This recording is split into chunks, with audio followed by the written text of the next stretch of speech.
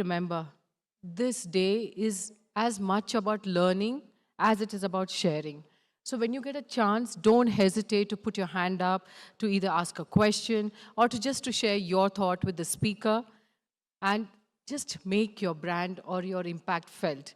Imagine if you put your hand up and ask a question, everybody here gets to know about you. So don't miss your chance to create your new brand going forward. So shall we get started? Yes? Louder. I know we are fewer in number, but I think we can say yes louder. Yes, okay. So our first session is a panel discussion, Unlocking Digital Inclusion, a Guide to Accessible Web and Apps. We have an exciting panel discussion on this. This session will focus on creating accessible web and app solutions that foster inclusivity, and that's what we are about today.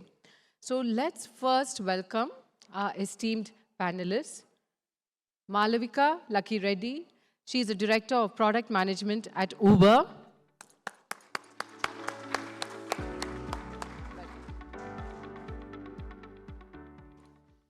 Okay, and the second person on the panel is Arundhati Gupta, Software Engineer at Uber. We have two people from Uber, so, in the break time, it's good to meet them and tell them your Uber experience of the day. I hope you all won't mind. And third, we have Prateek Madhav, the co-founder of Assistive Technology Foundation.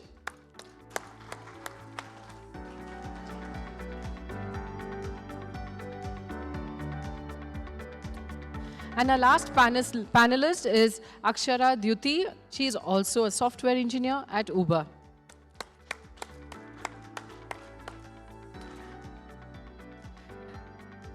It's my privilege now to introduce you to the moderator, Christina Pinero. She's a senior manager, business operations at Boeing. She brings over 23 years of experience driving strategy, delivery, and operations across Asia, Europe, and the USA. A passionate advocate for leadership through mentoring, she also champions inclusivity as the co-chair of Boeing Employees Pride Alliance, focusing on LGBTQ+ inclusion. She is also one of the brand ambassadors for Women in Cloud. A firm believer in creating opportunities for every voice to be heard, Christina has a very, very special title that I would like to share with you all today, and it's called CEO. CEO to her two young kids. So what do you think CEO means for her kids? First, all of you who have young children, when they say my mom is a CEO, what do they mean? What else? So she is the chief everything officer to her children. Please help me welcome Christina. So I'm leaving it up to Christina to take this forward.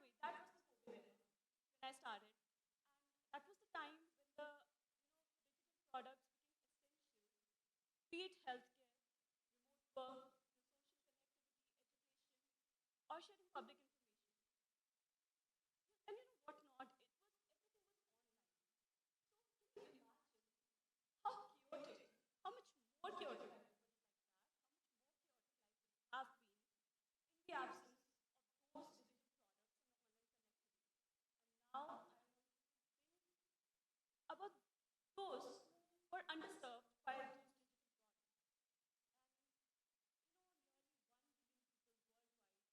Have some form of disability. And that was the moment I thought that, whatever lines of code I write, they should impact the lives of everyone around me. And that's when I really became committed to it. And that's how it started for me.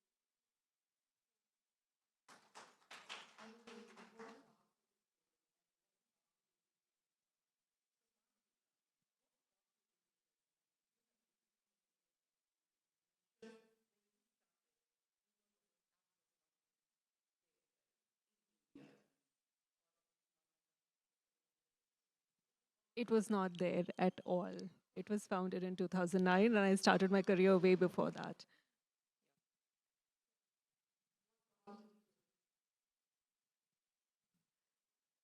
So I have a very interesting journey. Like many of us, I started my career in tech, traveled seven seas, worked with different consumer segments in India, in US, Europe, Southeast Asia, so on and so forth.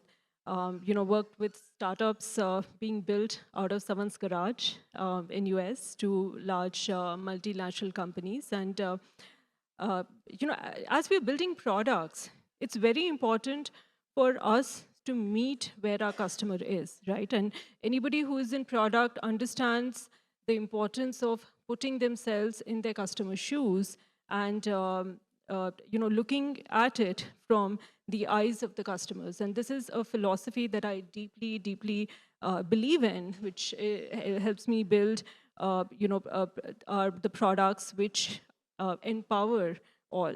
So that is one core philosophy that I take with me.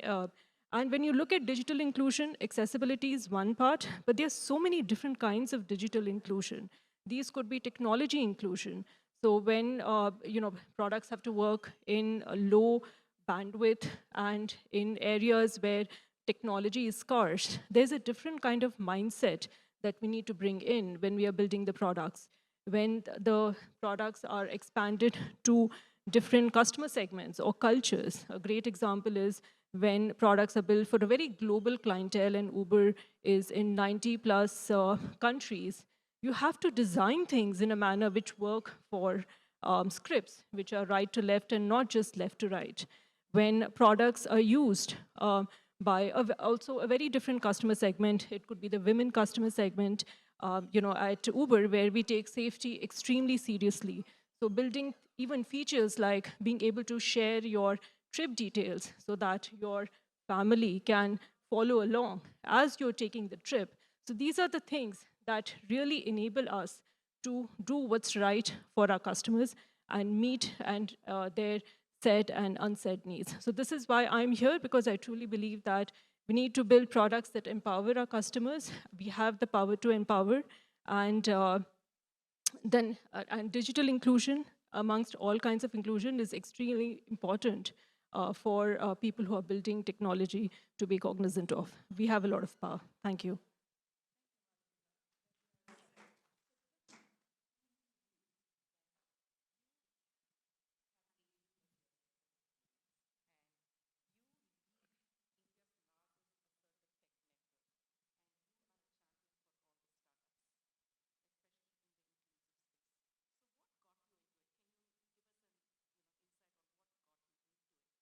Sure. Well, thank you very much, and good morning to all of you guys. I've lived two lives. The first one was in corporate, where I worked for 20 years. Now, please don't judge me and start calculating my age. Um, the second life has been in the world of disability. My initial experiences were to organize World Cup cricket for the blind. I don't know how many of you guys know blind people play cricket with a white ball which makes sound. Please raise hands. Okay, fantastic. So in 2012, I got involved in setting up an organization in India which is equivalent to BCCI. It's just the difference is they are rich, we were not. And we hosted 10 countries in India and hosted a first ever T20 World Cup cricket for the blind. By the way, India won the World Cup that year, and A reason for probably more claps is we beat Pakistan in final. Like, come on. Yeah, okay. But that got me thinking that while we think about all the cool stuff around us, I'm sure all of us have used since morning various apps to access content, travel to reach here, deliver food to yourself. When we think about these 70, 80 million people with disabilities in India, when we think about a billion people or 1.6 billion people with disabilities across the world, you say it's okay to have them live in 14th century, isn't it? Because all the cool tech is for us, not fair. Yeah. So at ATF, we have built world's fastest growing innovation ecosystem. Now we work with 450 startups, which is making people with disability learn better, find livelihoods, and live better as well. So they are going to live life with dignity. You remember Shah Rukh Khan proposing Kajol in DDLJ with a with a red flower and doing a prank of taking the the bud out. Yeah. Now, if I have a friend with visual impairment, I can't watch. I mean, I can enjoy that. You can enjoy that, but there is no dialogue in it. How about putting a cool text so that a person who's my friend with visual impairment can listen and have this experience, through audio? Yeah, that's cool tech. How about finding use cases where the same AI ML can be used to help people with visual impairment walk independently? How about building communication app? And I'd love to introduce you to somebody who is here who runs an oral app, Shraddha. I mean, say hello to everyone. He's building a cool app for 466 million people in the world who are deaf. Yeah, and I think all this cool technology which you and I use can be used to help people with disabilities. I'll end with a vision. Do you guys know how many unicorns India has produced? Companies with billion-dollar valuation. There are 118 unicorns India has produced. ATF wants to be a unicorn as well, but not the money unicorn, but an impact unicorn. And I think we need all of you guys to help us building that. Thank you very much.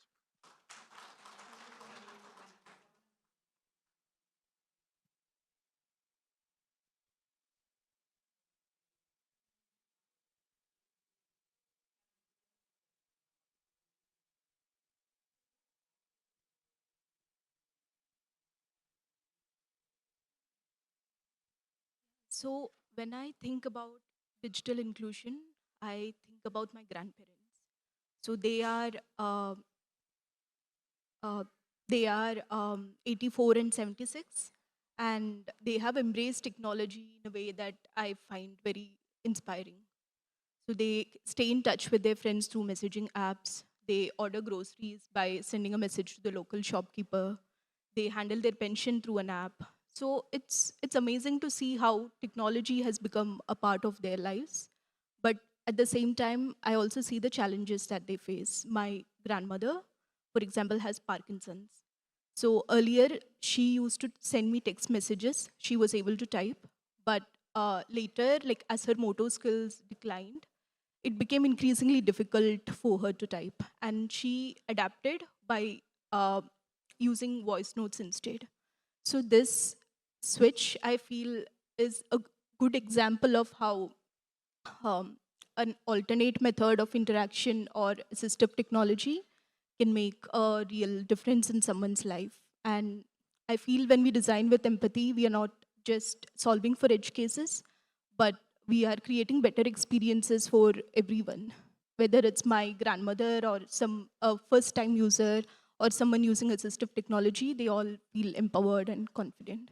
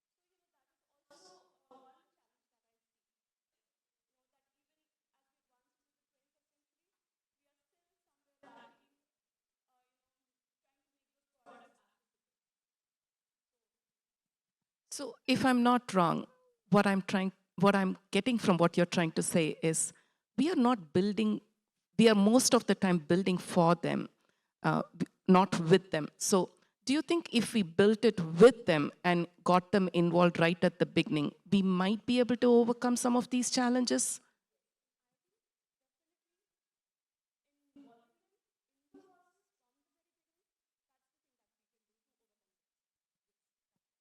Yeah, thank you for that.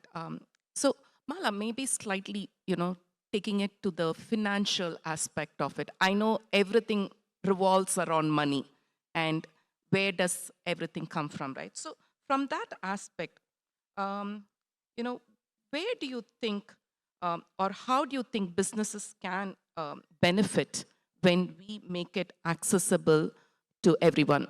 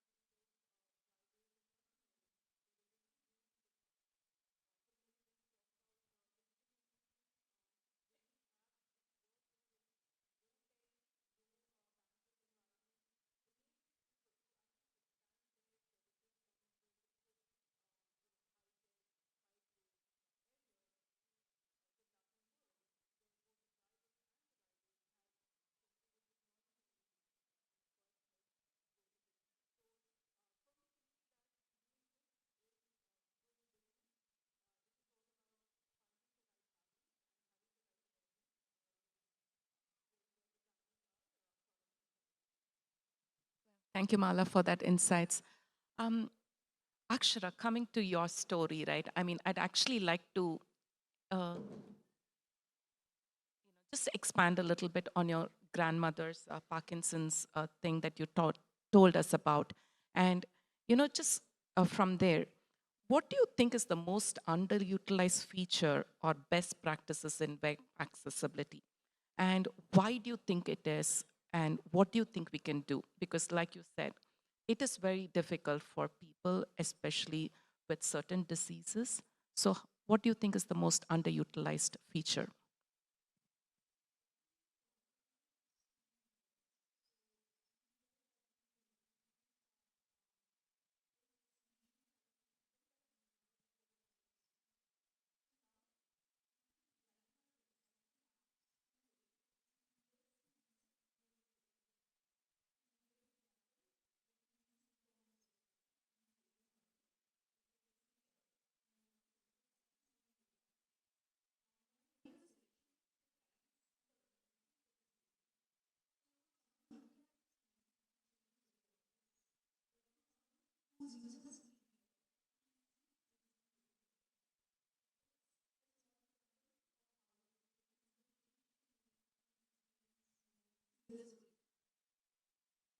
Thank you for that.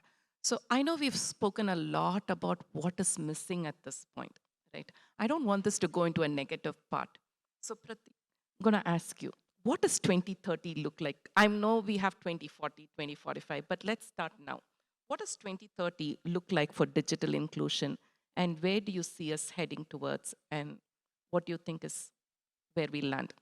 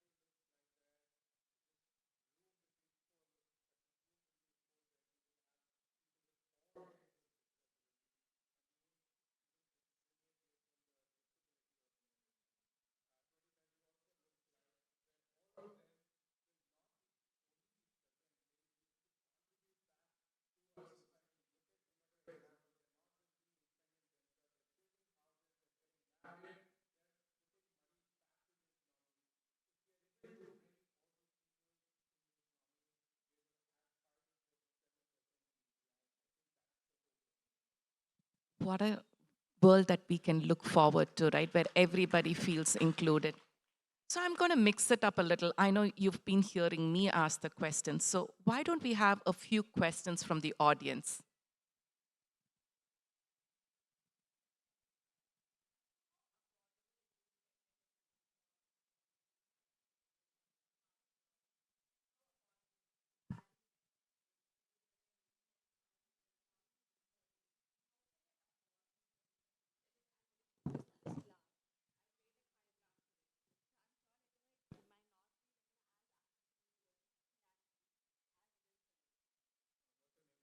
I'm sorry, my name is Jinsi Anthony. So, what's our government playing a role in this? Does government have any subsidies, something on that, or policies?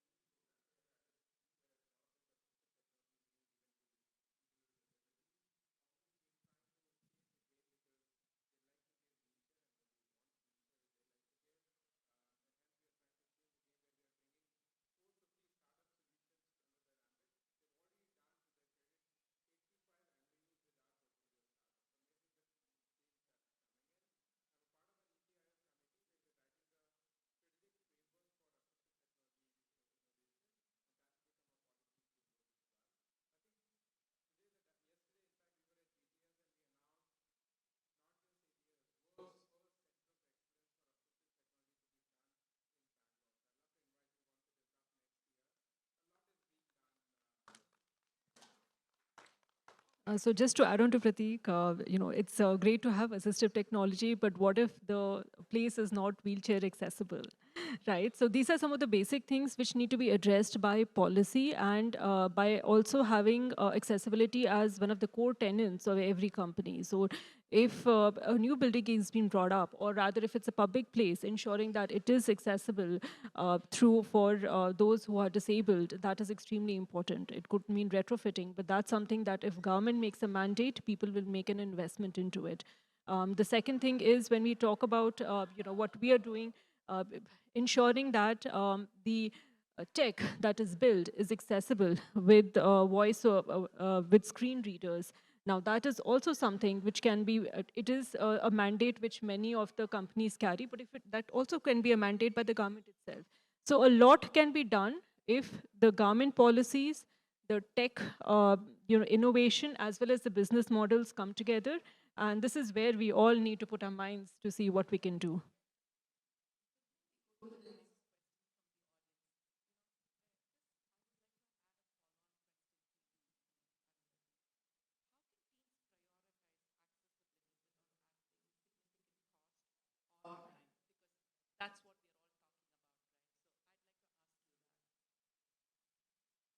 So when I think of, cost and time in the development process, I think we need to go to the basics, right? So as I've been mentioning it from the beginning, that we should take it as a core requirement and not as an add-on or option. And when I say this, I'll tell you why. See, when we start developing any product, we think of short-term perspectives and long-term perspectives. And you know, during that, there are deadlines and things like that that kick in, and then we have trade-offs to make. It might be the product dev or design or even the engineering design and architecture, and we might end up taking decisions that might require a lot of retrofitting later on and a lot of rework. And that's naturally going to add to the cost and time later on. So why not start from the beginning and start taking it as a core requirement?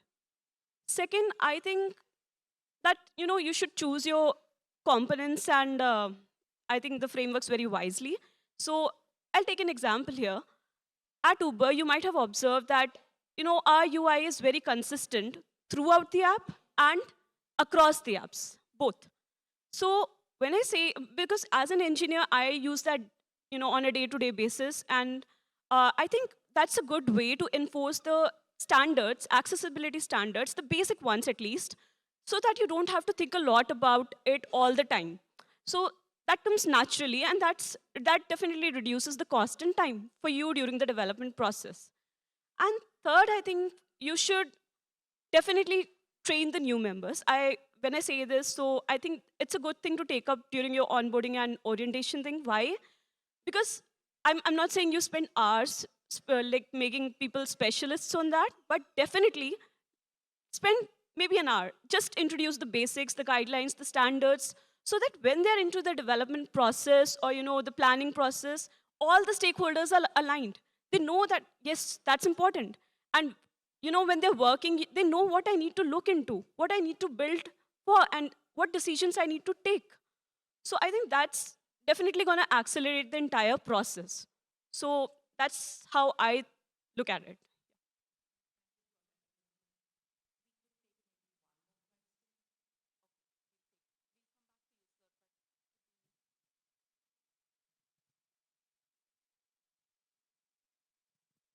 Hello, hi everyone. This is Meenal and I am from S&P Global. We have a panel very rich of Uber, so I have a question very specific to for the Uber guys. So we are using the Uber app day in and day out. So when we are talking about inclusivity, not just for the blind people or the people with physical disabilities, but also people who are from rural areas or the uneducated ones or the aged people who fear technology. How do you guys in Uber make your app more accessible and inclusive for them? So that's the question. So we do provide Uber via WhatsApp too, and this is especially for the customer segment who could potentially be intimidated with operating an app. So you can call a taxi via WhatsApp. You can call a Uber via WhatsApp too. So this is how we look at going where the customer is. Everybody is on WhatsApp, and we've made that investment. A lot of times it's not, you know, business decision. A lot of times it's just being inclusive to all of our customer segments.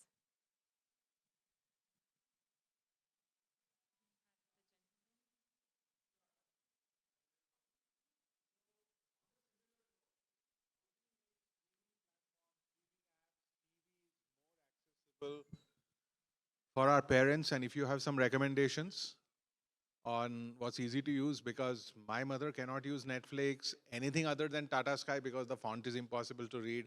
I couldn't figure out how to hack it, create a Raspberry Pi option, anything. So Apple TV allows you controls via voice. Sorry, repeat that. Apple TV allows you controls via voice, and forget about, like, my daughter, who is 2 years old, started using TV in YouTube using Apple TV. So there are a lot of technology advancements. Some of these we are more aware of than the others, but I'm hoping they'll become much more prevalent and commonplace very soon. Thank you.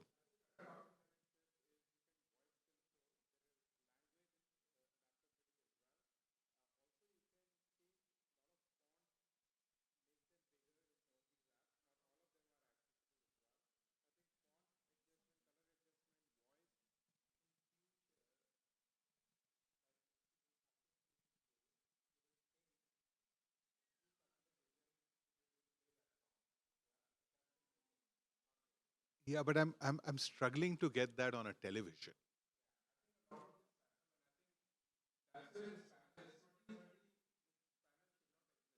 Agreed. Thank you.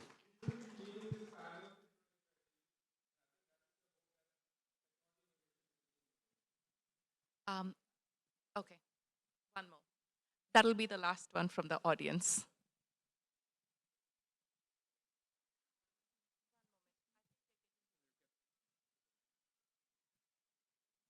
Thank you. Hi, folks. This has been a very enlightening session for me, and I really have to applaud Pratik Madhav. I think what you're doing, being a CEO, is really charting the path for everyone to follow. Since this is a Uber-heavy panel, I'm going to ask a question specifically on Uber, and I'll just introduce myself. My name is Jenny. I'm an engineering manager at Google. So my question is, we all spoke about having digital inclusion in web and apps. I still see that there's a lot of opportunities in the Uber app itself. For example, customizable text size, high contrast themes, voice commands, which are missing right now. And Arundhati spoke about the challenges like blockers or priorities, etc. And yesterday, Lalita Ramani, who's the general manager of Google Maps, was here, and she spoke about one aspect wherein she sends out a product to a third party, and she thinks that she's done amazingly well on the product, but she gets back a big manual on what is missing in the product, and that's all about the inclusivity of the product. So I feel that this aspect is very top-down. If your leadership is not really, and that's why I really wanted to applaud you, Pratik, because if it's not top-down, nobody really cares, let's be honest. You mentioned about priorities, timelines, blockers. They are on you because somebody above you is telling you to do that. So I really wanted to understand, and I really admire the CEO of Uber. He really changed the organization in the past few years. I also had an opportunity to hear him speak, and I know that he thinks about diversity and inclusion very, very deeply. But I wanted to know your thoughts. What do you think matters here? Is this a bottoms-up approach, or is it a top-down approach, or is it both?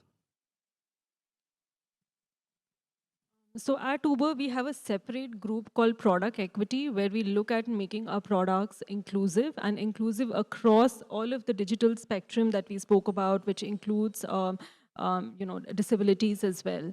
So please log a bug. We'll look into it. We appreciate all the feedback from our customers and our users. But it is a journey. There is a top-down focus, definitely. There is also a bottom-up awareness, which we have seen the passion of our dev teams in making these products accessible and inclusive. So it is both, and for us. But definitely log that bug, please.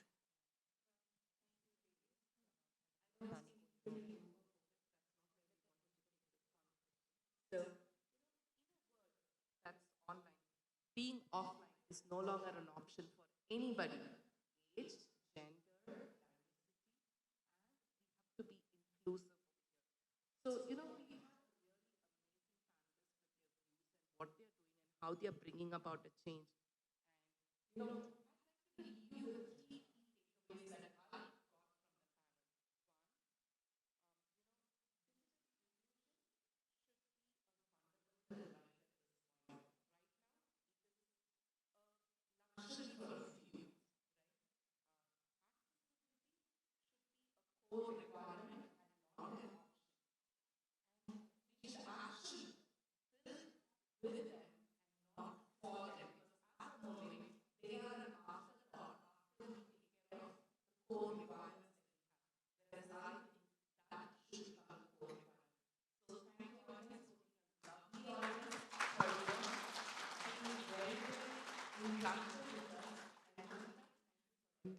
Thank you, thank you. I mean, just listening to them, I don't know about you all, but I had goosebumps because not in a good way, because in a bad way, I felt I'm not paying attention to so much of the world around me and only thinking about me and my comforts. I don't know, I felt sad that, I feel we should spend more time. Inclusivity is also this. We should think beyond who we are, right? There are so many people going through so much.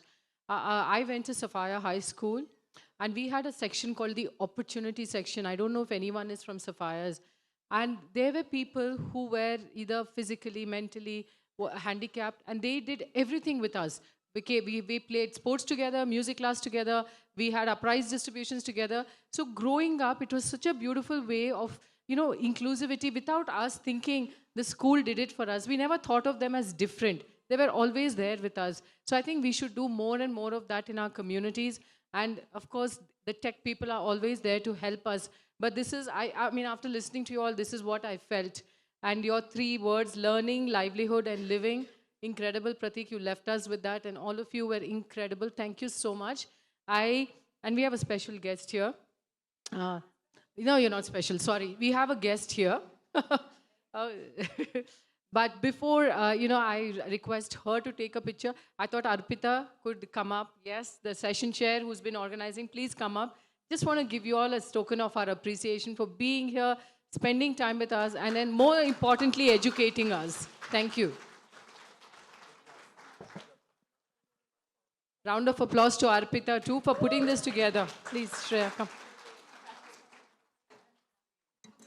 I just came to say while they're doing this that our party, our closing party with Bhumi Pednekar, Usha Uttup, Rani Kohinoor and Carlton Briganza starts 5 o'clock onwards. All your friends are welcome. We're opening the doors. So if you want, please invite. I did this last minute because I know Bangalore traffic plans. So to get the limited people who know who'll show up for you, bring them in. We will party together. Don't go away, okay? Stay back. Come take a picture. Let's take a picture.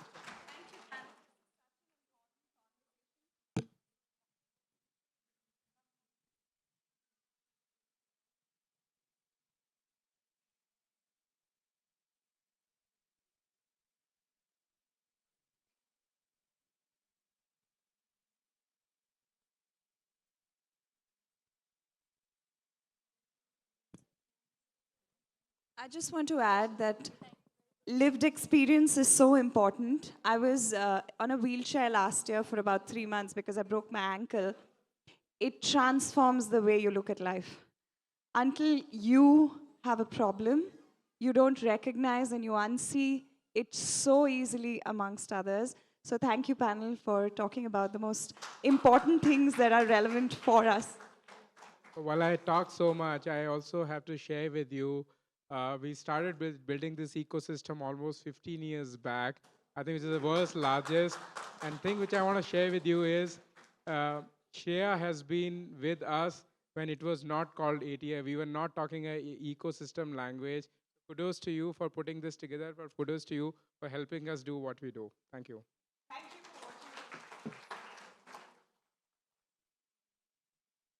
Shreya, how do you feel now that your baby is born since, yes, 2 days, and you've given birth actually to something?